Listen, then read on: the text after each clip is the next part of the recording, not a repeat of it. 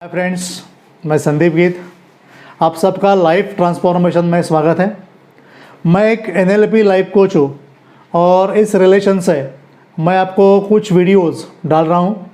ये मेरा 20वां वीडियो है और इसमें मैं आपसे जो सब्जेक्ट शेयर करने वाला हूँ, जो टॉपिक है, it is very much important. इस टॉपिक का नाम मैंने रखा है हर्टिंग का जाल। यानी हम किसको हर्ट करते हैं या किसी को हम लोग हार्म करते हैं तो उसका एक जाल बनता है, जैसे मकड़ी का जाल रहता है ना, और उस मकड़ी के जाल में, उस जाल में हम लोग खुद ही फंसते हैं। क्योंकि हम लोग जब दूसरे को हर्ट करते हैं, या तो बोलने से करते हैं, या तो कुछ बर्ताव अपना ऐसा होता है, ऐसी तरह से हम लोग पेश आते हैं, बिहेवियर उससे करते हैं, या तो हम कृति कुछ ऐसी करते हैं, ऐसा कुछ कर देते हैं कि दूसरे का मन जो है वो दुख जाता है, वो हर्ट हो जाता है और ही मे गेट हार्म। तो इसके लिए हम लोग उसमें पूरी तरह से अटक जाते हैं उस जाल में, और क्योंकि उसका पहला असर हमारे ऊपर होता है। क्योंकि व्हेन वी हर्ट एनीबॉडी तो शुरुआत अपने से होती है ना, तो पहली जो तकलीफ़ है वो हमें होती है, लेकिन वो पता नहीं चलती।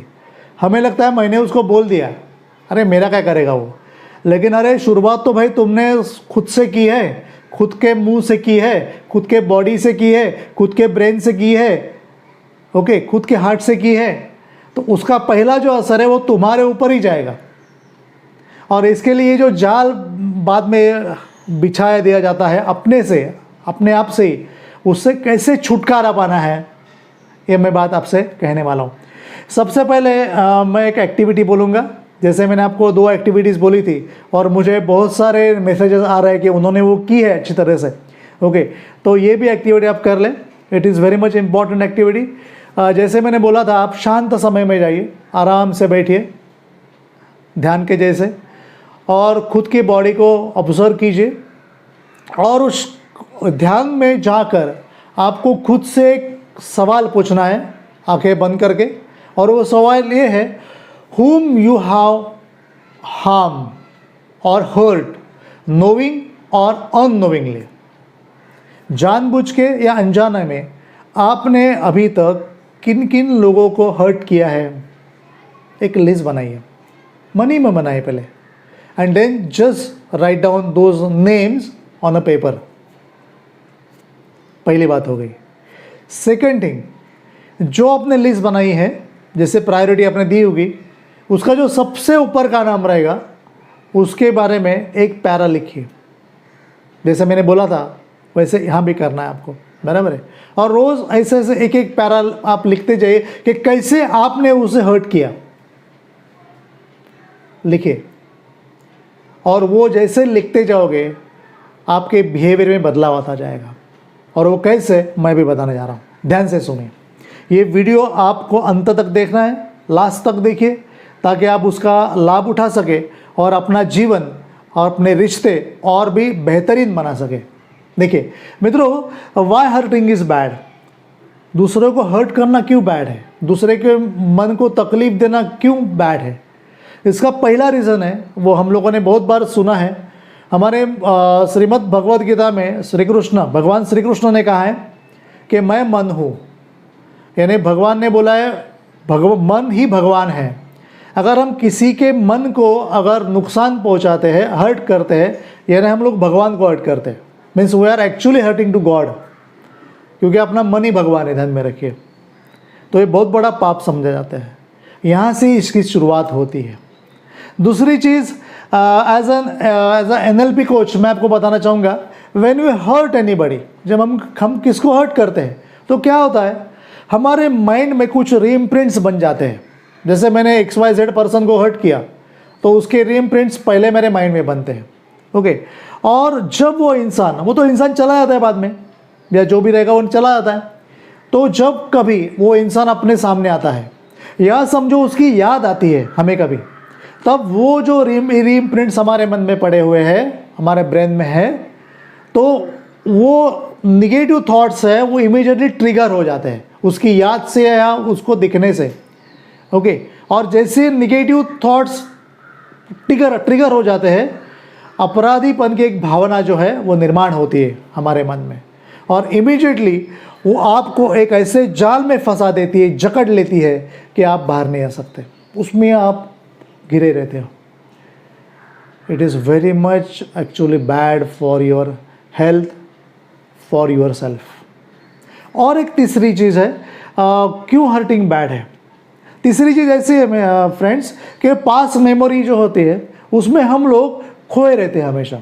जब हम लोग किसको हर्ट करते हैं तो हमेशा हम लोग पास्ट मेमोरी में खोए रहते हैं, और इसके लिए इसके बाद अपनी प्रॉस्पेरिटी जो है वो रुक जाती है। ओके, पूरा अंधेरा छाया जाता है। मैंने एक एग्जांपल देखा है, एक लड़का था, बहुत दिखने में हैंडसम था, उसने बहुत लड़कियों को छेड़ा लाइफ में। उसने वही किया पहले से, ये लड़की को छोड़ना, ये लड़की को छेड़ना, ये लड़के को छोड़ना, बहुत तकलीफ, क्योंकि वो उसको खुद के दिखने पर बहुत अभिमान था, अरे मैं क्या हूँ। ओके, लेकिन ऐसे करते करते कहते बहुत लोगों ने समझा रहे ऐसा मत करो ऐसा, लेकिन उसने कभी सुना नहीं। He hurt so many girls in his life. बाद में क्या हो गया, उसकी शादी हुई नहीं कभी। ओके, अभी तक, अभी वो 55 एज है उसकी, अभी तक वो अनमैरिड है, अच्छी पर्सनैलिटी है, अच्छा करियर था, लेकिन शादी नहीं हो सकी, क्योंकि जो रीइम्प्रिंट्स उसके मन में बैठ गए उनको हर्ट करने के बाद उसके वजह से सब हो गया, वो आगे जा नहीं सका। ये बहुत ही जीता जागता एग्जाम्पल मैंने मेरे लाइफ में देखा।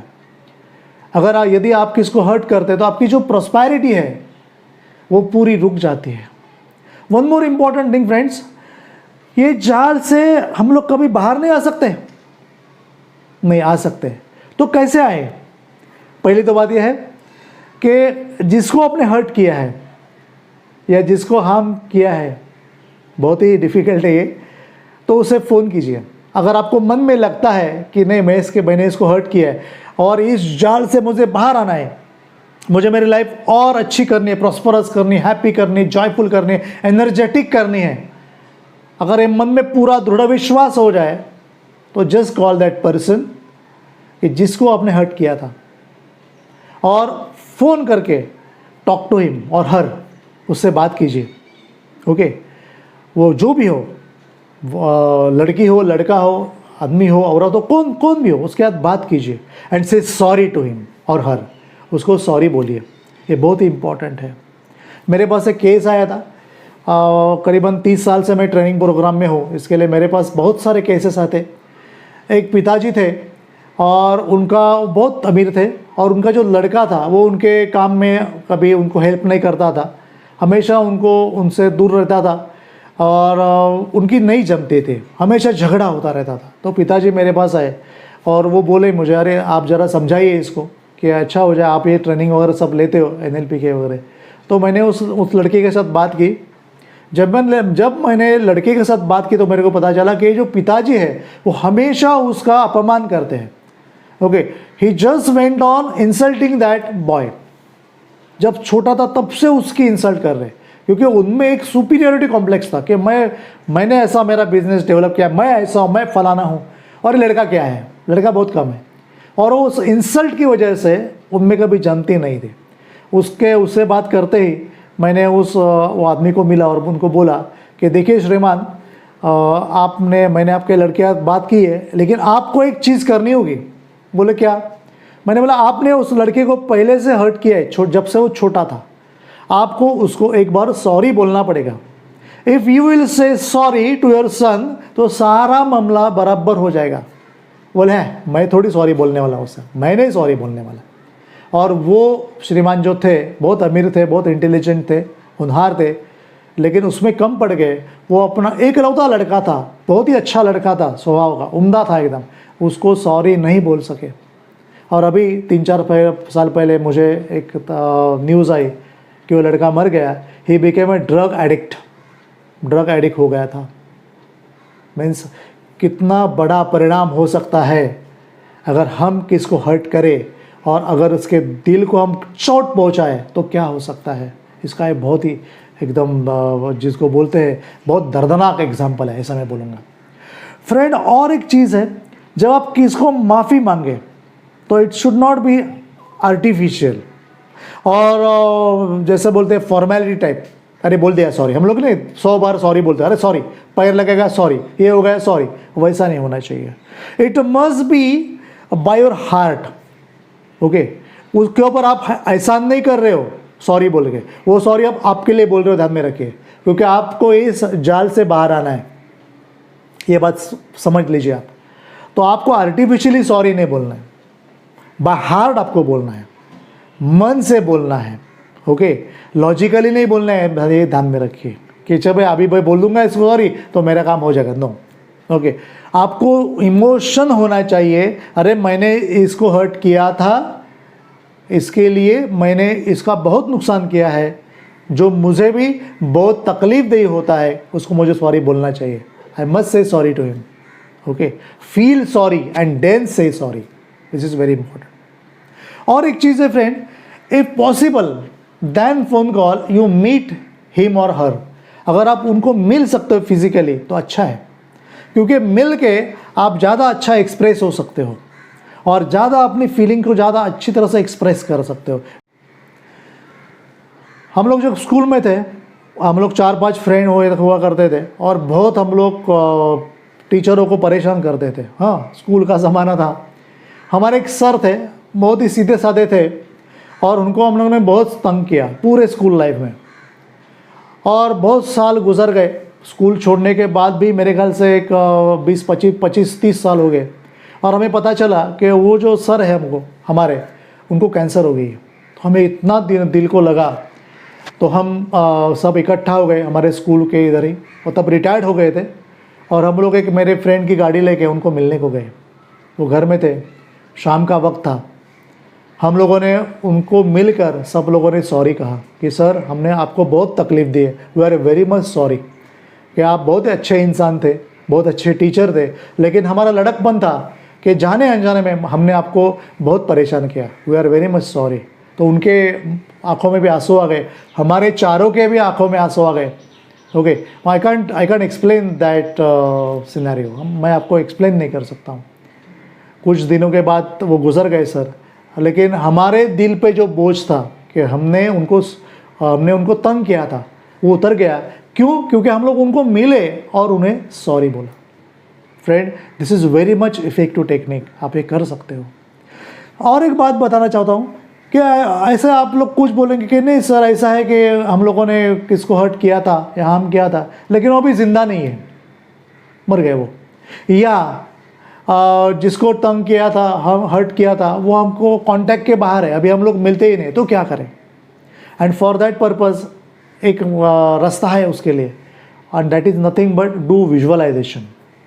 आप शांत बैठ के विजुअलाइज कर सकते हो, ओके। कैसे, मैं आपको बता रहा हूँ, ध्यान से सुनिए, बहुत ही इंपॉर्टेंट है, ये आप प्रैक्टिस कर सकते हो। हर एक का सब्जेक्ट अलग रहेगा, लेकिन विजुअलाइजेशन का जो टेक्निक है वो आपका सेम रहेगा। अगर आपके हाथ में एक किताब है, नोटबुक है, पेन है, तो आप लिख लीजिए बराबर कि पहला क्या करना है, जिस प्रसंग में जो इवेंट हुआ था जिसमें आपने उनको हर्ट किया था, वो प्रसंग बोले कि सर या मैडम या जो भी हो कि ये प्रसंग हुआ था, ये इवेंट हुआ था, at that time I hurt you, I harmed you, okay, ऐसा ऐसा हुआ था, ओके, ये हो गया था, और आपको मैंने ऐसे ऐसे वहाँ पर ऐसा बोल दिया, ऐसा मैंने बर्ताव किया या ऐसी मैंने कृति की जिससे आप बहुत हर्ट हो गए, but I did not bother about that thing at that time, but now I am very much sorry, मुझे बहुत दुख हो रहा है, and I am saying sorry from my bottom of my heart. मैं अभी आपसे सॉरी बोल रहा हूँ, प्लीज़ फॉरगिव मी, ओके। मैं बॉटम ऑफ द हार्ट से आपको सॉरी बोल रहा हूँ, एंड प्लीज़ फॉरगिव मी, मुझे आप माफ़ कर दीजिए। आई प्रॉमिस, मैं आपको प्रॉमिस करता हूँ कि इसके बाद मेरे से ऐसी गलती नहीं होगी, मैं किसी के साथ ऐसा बर्ताव नहीं करूँगा जिससे वो हर्ट हो जाए, जिससे वो हार्म हो जाए। ये मैं आपको प्रॉमिस देता हूँ, जो मैंने आपके याद किया वैसा मैं किसी के साथ नहीं करूँगा, आई प्रॉमिस यू, ओके।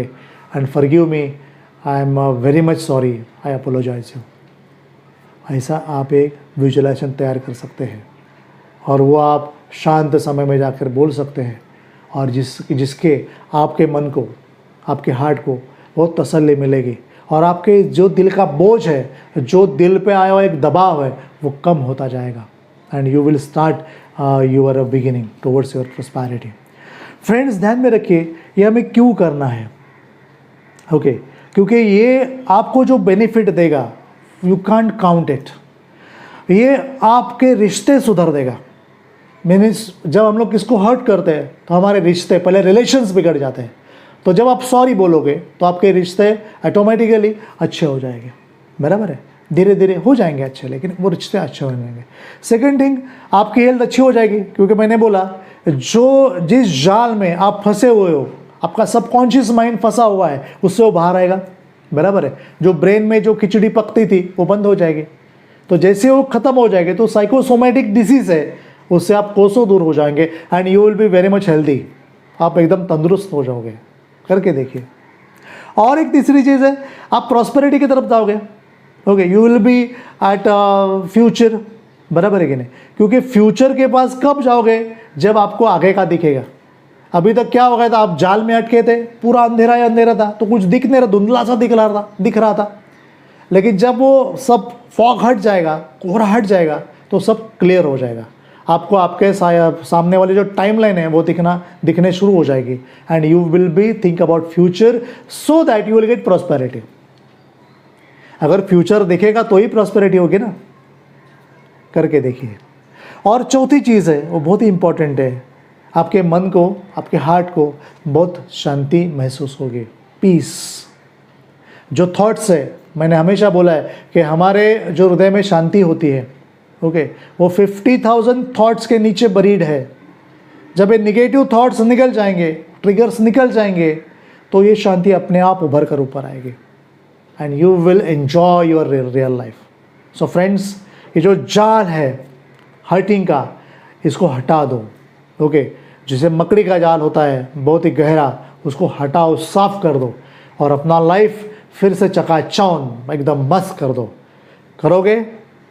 मुझे, मेरा मानना है, मेरा विश्वास है, आप ज़रूर कर सकते हो। जुड़े रहिए मुझसे, हम लोग और भी ऐसे ही अच्छे वीडियोस देखेंगे, मैं आपसे शेयर करता रहूँगा and you will develop your life. All the best.